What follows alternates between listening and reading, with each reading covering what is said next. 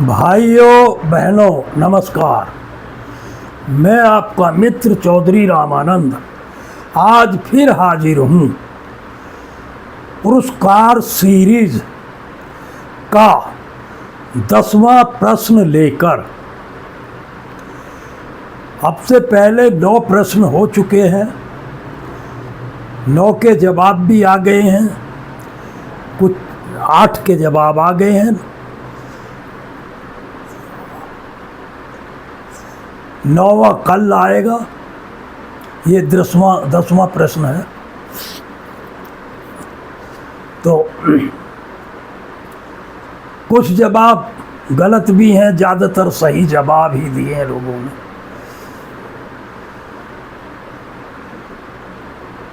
लेकिन सब्सक्राइबर सिर्फ 2 के पूरे हुए हैं, बाकी के सब्सक्राइबर में कमी है, सब्सक्राइबर नहीं हुए हैं।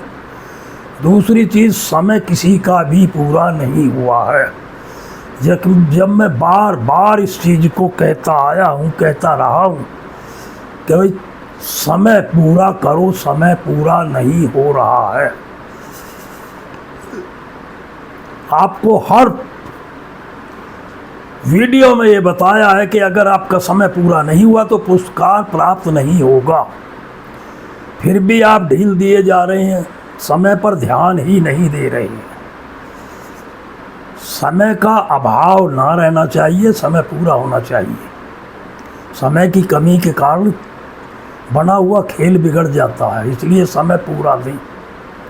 मैं मानता हूँ कि हर सब्सक्राइब करने वाला आपका ख़ास आदमी नहीं है, लेकिन इतना भी नहीं है कि उसमें 2 4 6 भी 20 में से 2 4 6 भी आपके अपने ना हो जो आपकी बात ना माने, तो उन पे करा दो पूरा।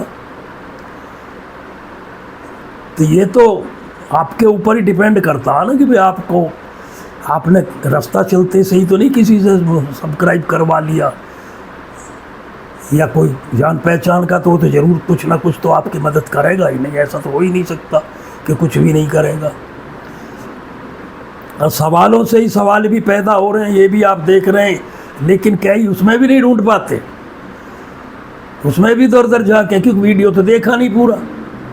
अब वीडियो नहीं देखा तो इधर का उधर का बताते हैं, चन्ना देवी को चंदन देवी बता देते हैं।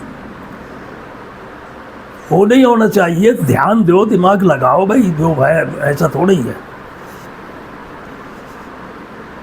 महाभारत में 5 पांडव थे। अब मैं पूछूं आपसे अगले वीडियो में भी मैंने कौन से वीडियो में 5 पांडव बताए, तो ढूंढते रह जाएंगे भी 5 पांडव किस में बताए थे। कई तो मेरे ही से पूछते हैं जी 5 पांडव किस वीडियो में बताए। अरे भाई मैं ही बता दूंगा तो फिर तुम क्या करोगे? कुछ तुम भी तो जिम्मेवारी उठाओ। या मैं ही बता दूं कि भाई हाँ 5 पांडव उसमें थे तो ये सोचो भाई, देखो ये ना समझी मत करो। वीडियो देखोगे तो ज़रूर पता लग जाएगा 5 पांडव किस में बोले थे। वीडियो ही नहीं देखोगे तो कैसे पता लगेगा भाई? ये कैसे पता लगेगा रावण ने राम मारा या राम ने रावण मारा था? हैं? ये तो आप वीडियो देखोगे तभी तो पता लगेगा भाई राम ने रावण को मारा था या रावण का वध किया था। रावण ने मरते वक्त क्या कहा था, ये भी तो सवाल कर ला सकता है ना। अब फिर तुम कहोगे कहाँ आया था, कौन से वीडियो में था? हैं?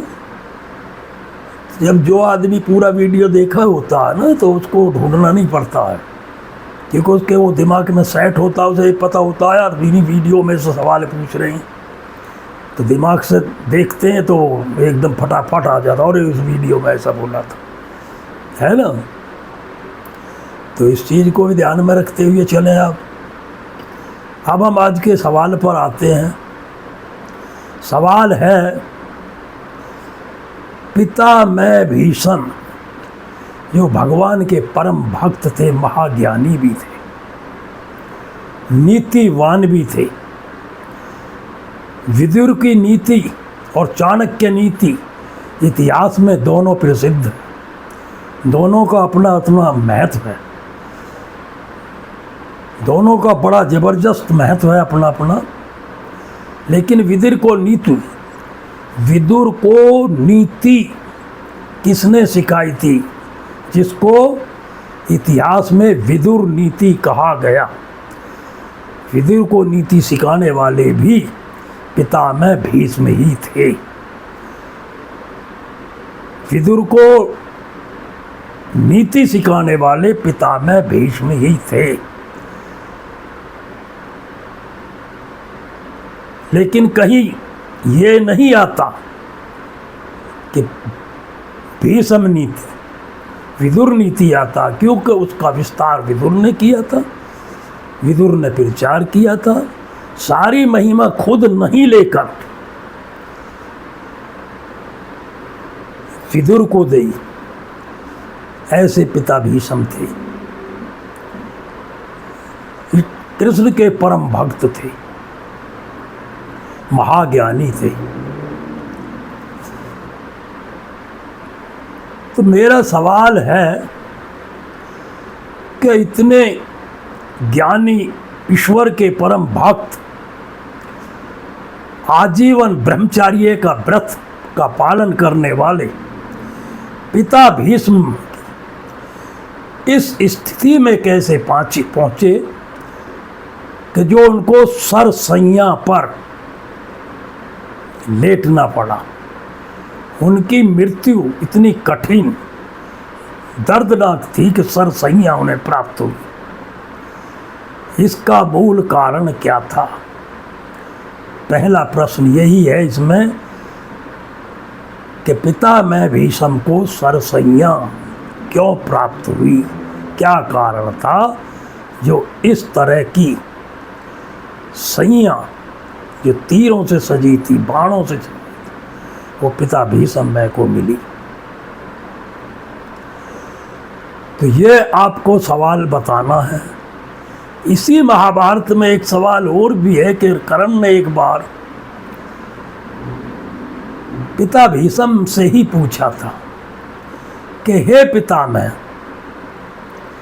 मैं जब अर्जुन से मेरा, मैं आप अच्छी तरह जानते हो कि आप भी परशुराम के शिष्य हो और मैं भी परशुराम का शिष्य हूँ। इस तरह हम गुरु भाई भी हैं। जिस गुरु से शिक्षा आपने ली है उसी गुरु से मैंने शिक्षा ली है। उनसे बड़ा गुरु कोई आज संसार में नहीं है। और अर्जुन ने गुरु द्रोणाचार्य से शिक्षा ली है। तो मैं आपसे ये पूछना चाहता हूँ पितामह कि जब मेरा अर्जुन से सामना होता है, जब भी मेरा अर्जुन से सामना हुआ है, मेरे भाग्य में हार ही क्यों, मेरे भाग्य में परास्ती क्यों है, मैं अर्जुन से परास्त क्यों हो जाता हूं?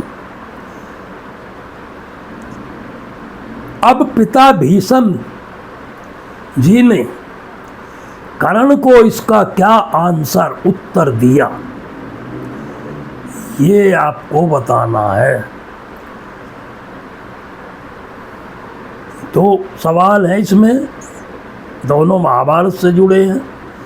एक तो पितामह भीष्म को सरसैया क्यों प्राप्त हुई, दूसरा अर्जुन और कर्ण का जब भी मुकाबला हुआ है, जब भी सामना हुआ है, हार कर्ण के नसीब में आई है और विजय का ताज अर्जुन ने पहना है। इसका आप मूल कारण बताओगे कि किस भीष्म पितामह ने कर्ण को इसका क्या जवाब दिया था, कर्ण को कैसे बताया था कि भाई तुम इसलिए पराजय पाते हो, इसलिए आपकी पराजय होती है, और अर्जुन इसलिए जीत जाता है। दोनों महान योद्धा हैं, ना अर्जुन कम है ना कर्ण कम है। एक ही माता के दोनों पुत्र भी हैं। ये अर्जुन तो नहीं जानता था, लास्ट तक भी नहीं जानता था, लेकिन कर्ण तो महाभारत के युद्ध से पहले से ही जान गया था कि अर्जुन मेरा ही भाई है, और इसीलिए कर्ण ने एक बार युद्ध में अर्जुन को भी जीवन दान दिया था।